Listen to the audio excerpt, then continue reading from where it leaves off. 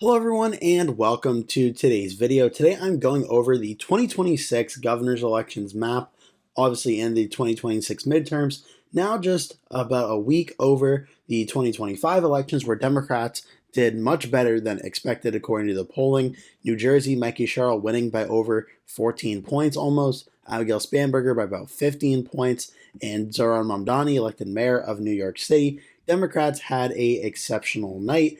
And how could that all translate into the 2026 governor's map? In today's video, I'm doing my updated prediction for the 2026 governor's map after the 2025 elections have just taken place.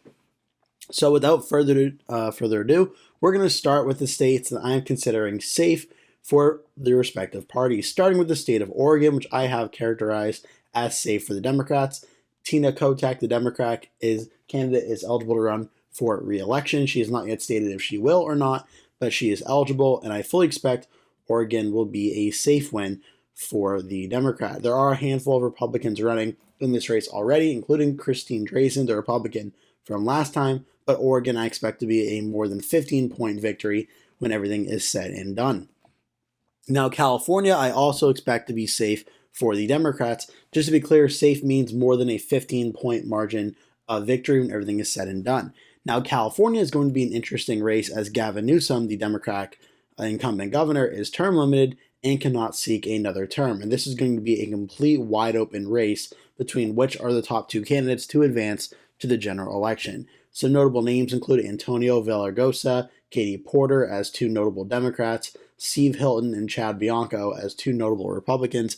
This could be a very close and fascinating race to watch for in the first round to see who advances. Then once it goes to the general election, whether it's one Democrat, one Republican, or two Democrats, however it ends up, fully expect the Democrats are going to win that race and win that race by a safe margin. The state of Hawaii as well. This is going to be Democratic Governor Josh Green, and we are 100% going to be seeing a safe Democratic win out of Hawaii.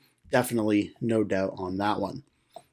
So all three of those states are considered safe at this current point in time. A next state that's sort of borderline between being a safe Democratic state, but I think would ultimately just exceed that 15-point margin, is the state of Colorado. Now, Colorado is an interesting state due to the fact that it is a term-limited governor in Jared Polis. He cannot run again, though the Democrats are running Michael Bennet, the U.S. Senator, for that race, with several Republicans running, including Barbara Kirkmeyer, the notable name in Colorado. Fully expect this race, though, will exceed 15% and will be a safe win for the Democrats when everything is said and done. So those are the four safe Democratic states out west. While we're doing this, we're going to go through the rest of the states and give the safe ratings to the other Democratic states just while we're going through on that right now. The next state that I think will be safe overall will be the state of Illinois, with Democratic Governor J.B. Pritzker. He is eligible to run for another term, and I do believe he is doing so. Illinois, though, did not vote safe Democrat last time around. Now in the 2026 midterm election environment, which last Tuesday proved is going to be a very strong night for the Democrats, probably similar to 2018, if not even stronger. I think we're going to see J.B. Pritzker win the state of Illinois, the solidly blue state, by a very large margin, and that will ultimately be more than 15% margin of victory. The next state that I currently have considered safe is the state of Maryland with Democrat Governor Wes Moore. Now, this is a state that I am fully expecting to be safe as long as former Republican Governor Larry Hogan does not run for this race. There are a lot of Republicans currently running in this race against Wes Moore, who is running for re-election. If Larry Hogan enters, there is some potential this race could get competitive, but for right now, fully expect Maryland will be safe for the Democratic governor. Pennsylvania, I think, is in the likely Democratic category now, so I will be skipping Pennsylvania and New York and jumping into Connecticut, where Ned Lamont, the Democratic governor, won by a very large margin last time around. I do believe he is officially announced, or not yet officially announced, or he is running it again, that it was announced a few days ago. Right now, the most notable Republican in this race is Ryan Fazio. This is going to be a race that I think the Democrat in a blue wave year is going to win by a larger margin than usual. I think we see Connecticut ultimately go above 15 points and safe for the Democrat. Neighboring Rhode Island, I think, will also be safe for the Democrats. An interesting situation is developing in the state of Rhode Island, where the Democratic governor, Dan Mikie, is not too particularly popular in early approval polling in the Democratic primary. Helena Foulkes, a American businesswoman and Democrat, obviously is running for the nomination and could have a realistic shot at primary challenging successfully Governor Dan Mikie. So that could be something to watch out for. But as for the general election, fully expect Rhode Island will be a safe win for the Democrats. Next up, we have Massachusetts.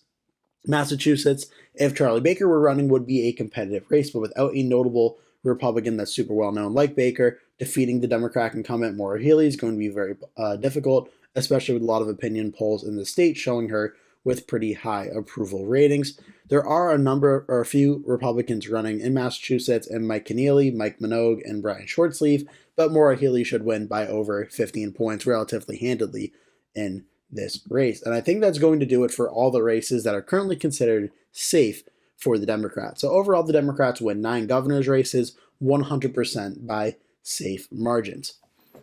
There are definitely going to be a lot of races for the Democrats as well that are considered likely. Now we're going to go through all the states that I currently have considered as safe for the GOP. Idaho, I currently have safe for the Republicans. Idaho, this is going to be Republican Governor Brad Little. He has not yet made his intentions known, but this is going to be a safe state without a doubt. The state of Wyoming, I also have as being a safe state for the Republican.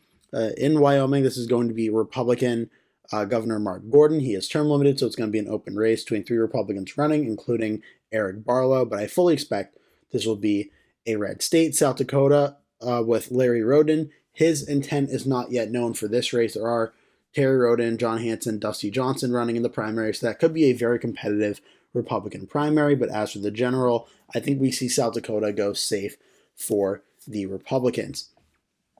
In the state of Nebraska, we see here, I do believe Nebraska is going to be safe for the Republicans, as Dan Osborne's running for Senate and not running for governor. Jim Pellin, the incumbent, running again, should not really have too much of a problem at winning that race by a safe Republican margin. Kansas is definitely not considered safe for me at this current point in time. The state of Oklahoma, however, I do think will be a safe state for the GOP. This is an open race with Kevin Stitt being term limited, and this is a very competitive Republican primary underway between Kenter Drummond, Chip Keating, Mike Mazzei, Charles McCall, lots of Republicans running in this race. So this could be a very fascinating race to see how that all shakes out, to face off against Cindy Munson, the Democrat Oklahoma House of Representatives member. This should be a very interesting race, though overall, I think is going to end up being safe for the Republicans when everything is said and done. In the state of Arkansas, Sarah Huckabee Sanders, the former White House press secretary under President Trump, fully expect the Arkansas governor's race, which was safe last time, going to be safe again for 2026. So Arkansas goes safe.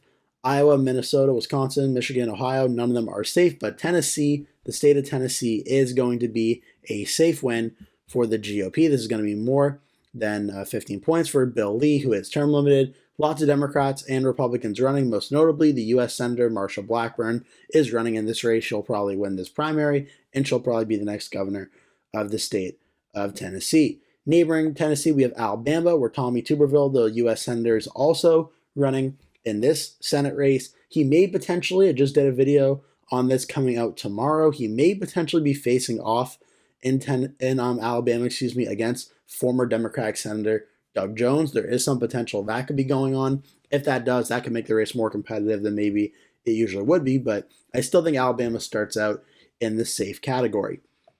Florida is an interesting one because the early polling thus far have not yet shown it being a safe race, so it certainly could be safe, but I'm going to leave it out of the safe column for now. South Carolina is in kind of a similar situation, but overall, I think we're going to see South Carolina be a little bit less competitive at the general election level compared to perhaps even Florida, where at the Republican level, the Republican primary is brutal. Alan Wilson, Ralph Norman, Nancy Mace, Josh Kimbrell, Pam Evitt, all facing off in that primary. Jermaine Johnson seems to have the Democratic primary essentially on lock. This is going to be a very competitive Republican primary, but one I think the Republicans won in the general by a pretty handy margin. Now, the only other Republican state that I think is safe for the GOP comes with an asterisk, and that is Republican Governor of Vermont, Phil Scott. Now, what's special about Phil Scott is he is a very liberal Republican, often breaking with the Republicans and with President Trump and the national Republicans. Essentially, in any other state, in any other Republican state, he'd essentially be a Democrat, which is what makes him so popular in the very blue state of Vermont. He has not yet made his intent known if he's running again or not. If he does, that will be a safe Republican state. So for now, I'll leave it as safe for the GOP until he decides that he is or is not running. So for all the safe states right now, I have Republicans favored to win 10, Democrats favored to win 9, with still 17 seats to go. Now, there are quite a number of seats that are right around being safe, but are narrowly in the likely category. Likely is going to be in between a 5-point and a 15-point margin of victory. Now, the first one I'm going to start with, since we're up in the Northeast, I went west to east, we're going to go east to west this time, is the state of Maine, which I have starting out in the likely Democratic category. Now, Maine's an interesting state because it votes at the presidential level, for instance, for Donald Trump here. It voted by about 7 points for Kamala Harris over Donald Trump, which is also a likely Democratic category. And in the last governor election, Janet Mills defeated Paul LePage, the former Republican governor, by about 13.2%. Now, what's interesting for this race for 2026 is Maine is going to be an open race. So that gives the potential for Democrats and Republicans to emerge in this race. The Democratic primary is very competitive between Angus King, Troy Jackson, Hannah Pingree, and Shanna Bellows as well, the Secretary of State. So that primary is pretty messy going on as well. On the Republicans, there are several Republicans running in that race as well, including a member of the Bush family, Jonathan S. Bush. So this race has the potential to get pretty competitive really quickly and also be closer now that there's not the incumbent Janet Mills running. She is term limited. She is running for U.S. Senate, though. So I think this race starts out in the likely category for the Democrats, but one that I wouldn't be shocked too much to see potentially get competitive when everything is said and done. Next, we have the state of New Hampshire, which I currently have as likely for the Republicans. Now, New Hampshire is interesting in the fact that this is Republican Governor Kelly Ayotte. The only two Democrats that have expressed interest in running are John Kuiper and Tom Sherman, who was a past nominee from back, I believe, in 2022. Now, what could be interesting in this race is there are some reports the White House is not happy with Kelly Ayotte not ratifying a new House map to try and give the Republicans an extra House seat for 2026, and very close Trump advisor Corey Lewandowski could potentially be running against Kelly Ayotte in a primary to try and defeat her as sort of a rebuke of not helping them redistrict and gerrymander New Hampshire's map. Now, Kelly Ayotte, more of a, I don't know if moderate's the right word, but more of a traditional Republican in the sense of like the Sununu's, of the Bushes and such, that made a lot of New Hampshire Republicans very popular in the state that are not necessarily MAGA Trump Republicans, helped Kelly Ayotte win by a pretty large margin back in 2024, where New Hampshire does 2-year terms. She wins against Democrat Joyce Craig by 9.3% on the same ballot when Donald Trump loses to Kamala Harris by 2.8%. So Ayotte, being a Republican who breaks with Trump sometimes and does what she believes is right for New Hampshire, but not necessarily for the National Republican Party, gives her an added bonus in the granted state. So much so that I think she starts out in the likely Republican category. Now we have the state of New York. New York, this is Democrat Governor Kathy Hochul, and I think she starts out in the likely Democratic category. Now this race has a very interesting development that just happened a few days ago, where U.S. Representative and close ally of President Trump, Elise Stefanik, has officially announced her candidacy in this race. Without any other notable Republicans entering this race, I fully expect Elise Stefanik will be the Republican nominee and will face off against probably Kathy Hochul, who is getting primary challenged by her own Lieutenant Governor, Antonio Delgado, but fully expect Hochul will win that primary. Now, Hochul's interesting because her approval ratings last time around in 2022 were not very strong. And for most of 2023 and 2024, her approvals were also not strong. In the most recent polling from, I believe, Morning Consult, they did show her approval ratings actually going up a bit, now being a net positive, and not being one of the lower governors in the country anymore in terms of approval ratings. So that does give her an added bonus heading into an election year. Now, in 2022, she only won against Lee Zeldin by 6.4%. But this was also in the 2022 midterm, which was during Joe Biden's presidency. Now, during Donald Trump's, I think it's more likely than not we see Hochul outperform this margin, as the overall voter sentiment is going to be more pro-Democrat than pro-Republican, unlike 2022, which in most instances would have been reversed. Now, Andrew Cuomo won back in 2018 by 23.4%. I don't think we're going to see that, but I think Hochul could probably win this race by around 9 to 10 points at least in the right election environment, which puts New York in the likely Democratic category. So that's where New York begins. Now we're going to look at the state of Pennsylvania with Democrat Governor Josh Shapiro. This race for me starts out as likely for the Democrat. Now, Pennsylvania is interesting. This is Josh Shapiro. He's facing off against Stacey Garrity, who is an American politician from Pennsylvania and ran for treasurer against the incumbent Democrat a few times ago. She is definitely a much stronger candidate than Doug Mastriano on paper and so far in election pedigree.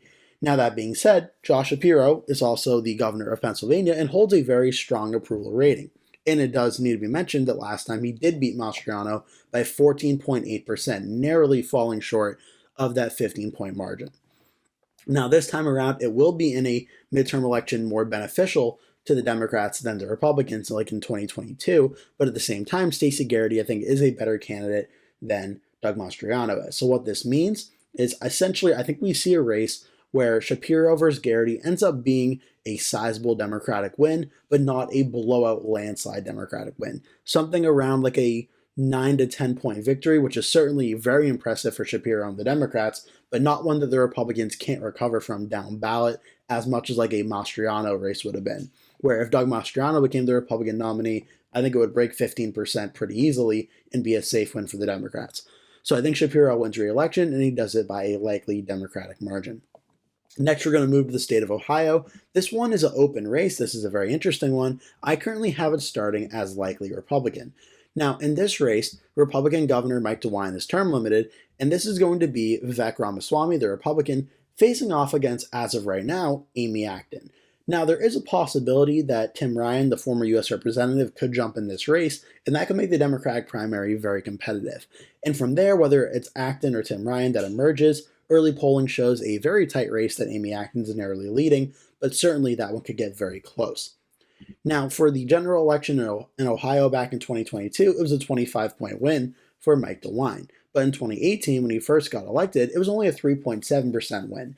Now, Vivek Ramaswamy in the early polling is showing to be a pretty competitive election. It does not look like he's going to win in a blowout one bit. So I think a likely Republican win in Ohio right now is where the race starts out. Next, we'll go down to the state of Florida, and this one I currently have as likely Republican.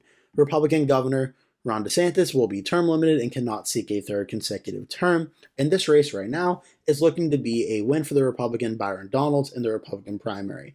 The only potential thing that could upset that would be if DeSantis' wife, the First Lady of Florida, Casey DeSantis, enters the race and could give Byron Donalds a very strong fight in that Republican primary. But as of right now, she is not running, so it becomes Donalds versus likely Democratic nominee, either David Jolly or Jerry Demings, with former Democrat Jason Pizzo also running in the general election. Florida has been one of the most Republican trending states in the country the last few cycles, and I think it's possible we see the race break 15% margin of victory, but with an independent candidate running, I think we may see a few votes split off, which leads to like a 13 to 14 point win for Donalds when everything is said and done. Now, the next state that I have as likely at this point in time is the state of Minnesota.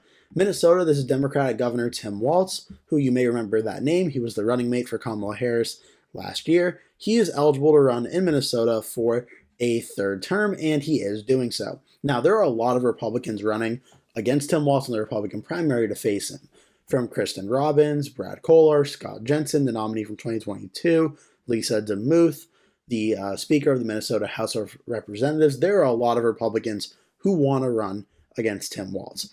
Now, Tim Walz won last time by 7.7%, and he'll be running in an election environment much stronger than 2022.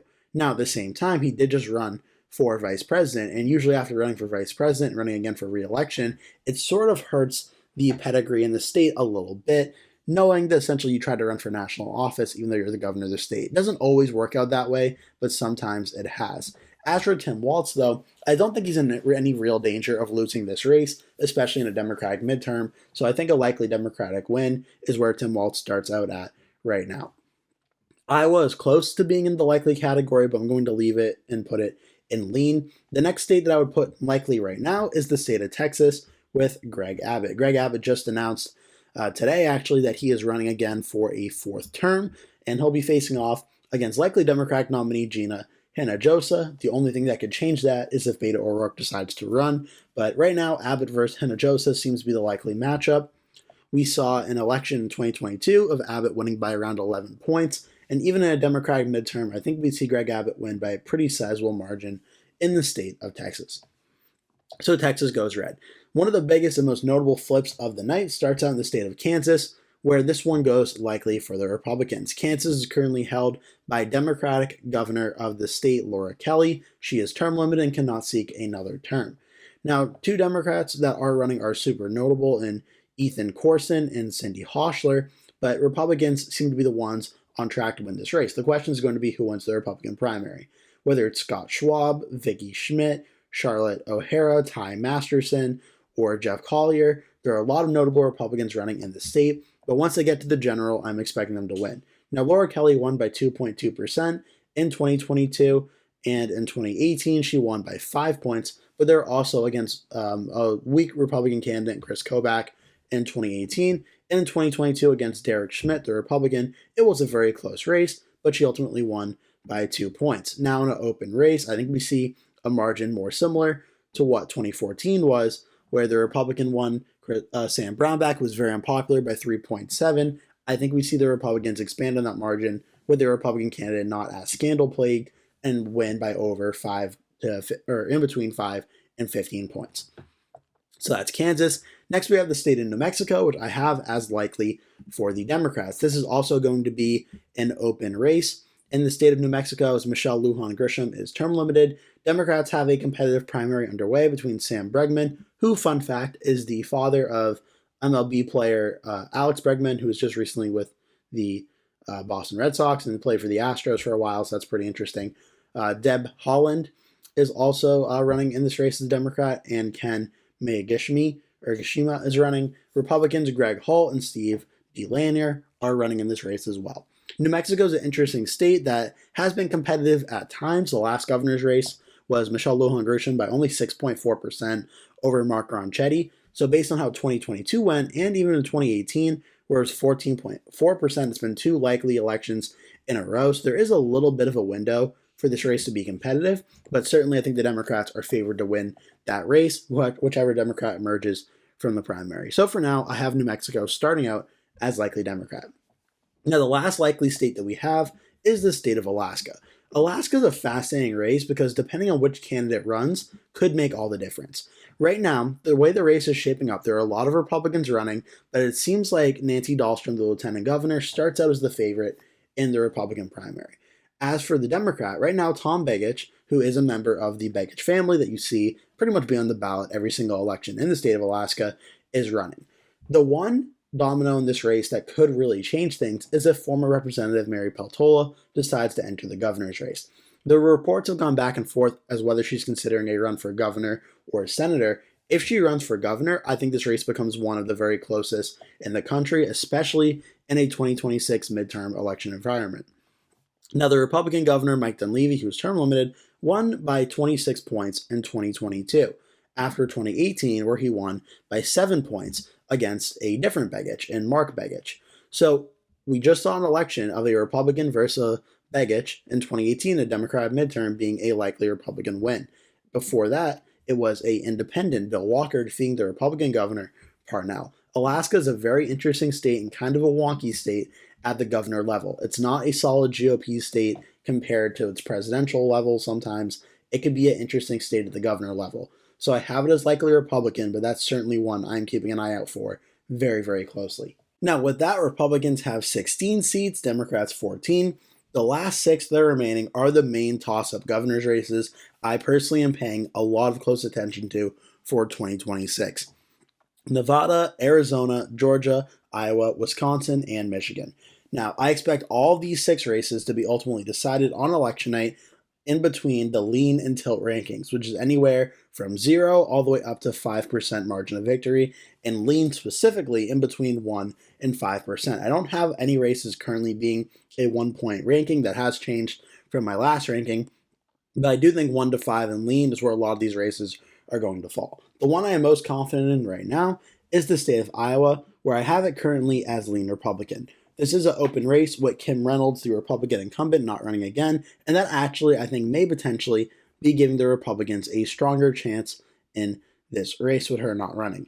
U.S. Representative Randy Feenstra is seen as the likely Republican candidate to win the primary, and he'll be facing off against Democrat Rob Sand, who, from all intents and purposes, as the only statewide elected Democrat, is essentially as close to an A-plus candidate the Democrats can get in the state of Iowa.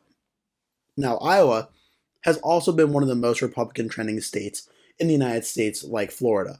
But in 2018, the last time there was a Democratic midterm, the governor's election was super, super close, with Kim Reynolds only winning by 2.7% against the Democratic candidate. Considering Rob Sand is an even stronger Democratic candidate, I think this gives the Democrats a real opportunity at winning this race.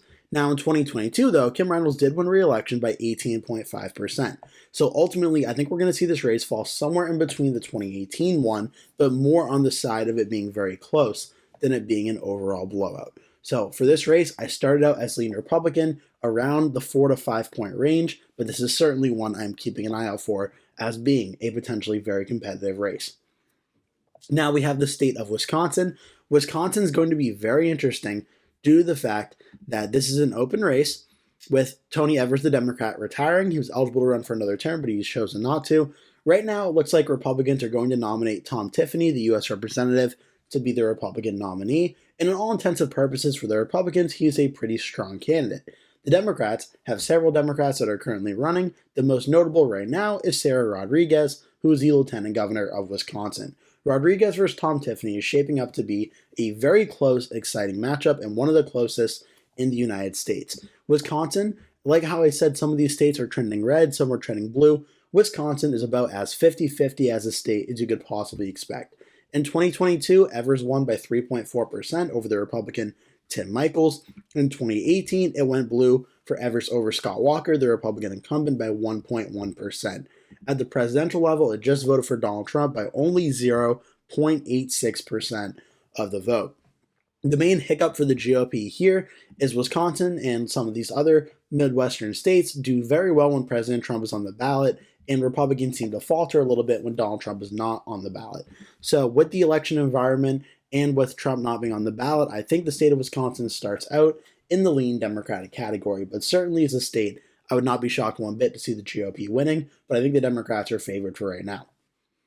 Next, we have the state of Michigan. Michigan's going to be a very interesting one, as this is Democrat Governor Gretchen Whitmer, who won very strongly in 2022. But this is an open race, and one where there's an independent candidate, Mike Duggan, the mayor of Detroit, running and taking a very sizable amount of the vote away. And most polling has him at 20 to 25%, taking up a very large number, facing off likely against Democrat Jocelyn Benson and Republican John James in this race. This one's going to be very close because how much vote does Mike Duggan take away from Jocelyn Benson and from John James is going to be the question when everything is said and done. Can Jocelyn Benson get to that 40% number? Because that's probably what she's going to need to win this race when everything is said and done. It's going to be very close, but this one seems to be trending a little bit in the Republican direction in recent weeks. But I do think the Democrats still nearly favored to hold on.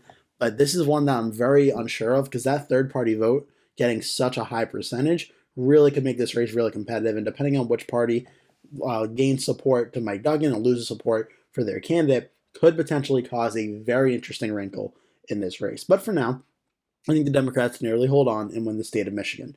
Now, the state of Georgia. Georgia, this is Governor Brian Kemp. He is going to be term limited here. Oh, actually, I just realized I did not show you the results. Michigan, the governor's race in 2022 was a 10.5% win for Whitmer, and 2018 it was a 9.6%. So, but I think with the vote splitting and the third-party vote is going to be a lot closer this time around.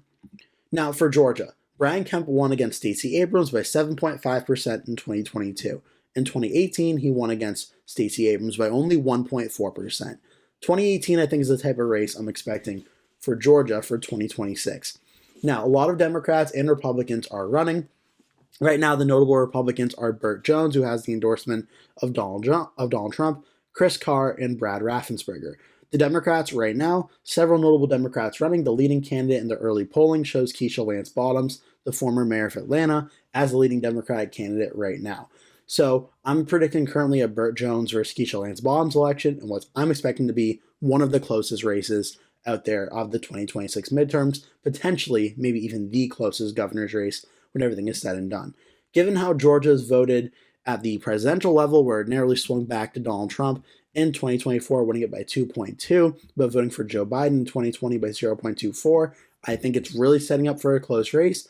It does seem at the state level to have a little bit more GOP friendliness than at the national level, so I think the GOP holds on and wins Georgia by the lean Republican margin of 1-5, but that is going to be a very, very close race I'm eagerly watching. Next up, we have the state of Nevada. Nevada, this is going to be Republican Governor Joe Lombardo. He is running for re-election. He is facing off, in all likelihood, against Democrat Attorney General Aaron Ford, and possibly the most known election matchup for the last few months now, where Aaron Ford announced a pretty while ago, like a year ago, that he was running, and we know it's going to be Ford versus Lombardo. There is the possibility former Governor Steve Sisolak could make a run on the Democratic primary, but until that happens again, pretty sure it's going to be Ford versus Lombardo. Now, this race in 2022 was very close. Lombardo defeated Sisolak by 1.5%, defeating the governor, Lombardo getting 48.8% of the vote. Now, in a Democratic midterm, where the Democratic enthusiasm could be very high, there's a real potential here that Lombardo could actually lose this race. Right now, given where his approval ratings are standing, I think we see Joe Lombardo narrowly hold on and win by under 5, but I think there's a real possibility we could see this race potentially go to the Democrats, especially if everything breaks towards them in the final weeks of the campaign, like 2025 seemed to have with President Trump and the government shutdown and everything in that regard. Lastly, and I saved a very important one for last, we have the governor's race in Arizona, where this is Democratic Governor Katie Hobbs. She is facing off against Republican Andy Biggs, Dave Schweikert, and Karen Taylor Robson. This is going to be a brutal Republican primary. Andy Biggs and Karen Taylor Robson both have the endorsement or a co-endorsement of President Donald Trump. So these two are fighting it out in the primary for a while now, and now Republican Representative Dave Schweikert has joined the race as well. Ultimately, how this all shakes out, we're going to have to wait and see, but the early polling shows Andy Biggs has the lead in the Republican primary. Now, Republicans in recent elections in Arizona that have been very pro-President Trump have had a really bad luck in these races. In 2022, Kari Lake lost to Katie Hobbs for being considered too close to Trump and being too extreme. She lost a very narrow race, 0.67%. At the presidential level, however, though, Donald Trump just won the state against Kamala Harris by 5.5%. But don't forget, in 2020, Donald Trump lost the state by 0.31. At the Senate level, 2 Senate elections in a row now, Kari Lake lost by 2.4% in 2024. 2022, Mark Kelly defeated Blake Masters, another one of those very pro-Trump Republicans, by 4.9%. And in 2020, the special election, Mark Kelly defeated Republican Martha McSally by 2.3%. And in 2018, Kyrsten Sinema defeated McSally by 2.3%. Certainly the hot hand in Arizona seems to be the Democrats, but at the presidential level in 2024, President Trump is hoping to put a stop to all that. Ultimately, how this shakes up is going to be very interesting, especially if it's Katie Hobbs versus Andy Biggs, as you have a very conservative, one of the most conservative members in the U.S. Congress, facing off against the Democratic governor of a swing state that voted for Donald Trump by 5.5%. What that leads to is right around a 1.5 to 2 point victory at this current point in time for the Democratic governor, Katie Hobbs, a race that in my past predictions at the start of the year I had flipping to the GOP. I think Katie Hobbs right now is nearly favored to hold on and win, and I think the election environment is going to be a big reason why, and voter turnout in Maricopa County being high for the Democrats and independents could potentially save Katie Hobbs from being reelected governor or losing a very close election. So Arizona, definitely very close one to keep an eye out for as well. So with that, my updated 2026 governor election maps prediction following the 2025 elections is Democrats with 17, Republicans with 19, with a lot of very, very close races to watch for.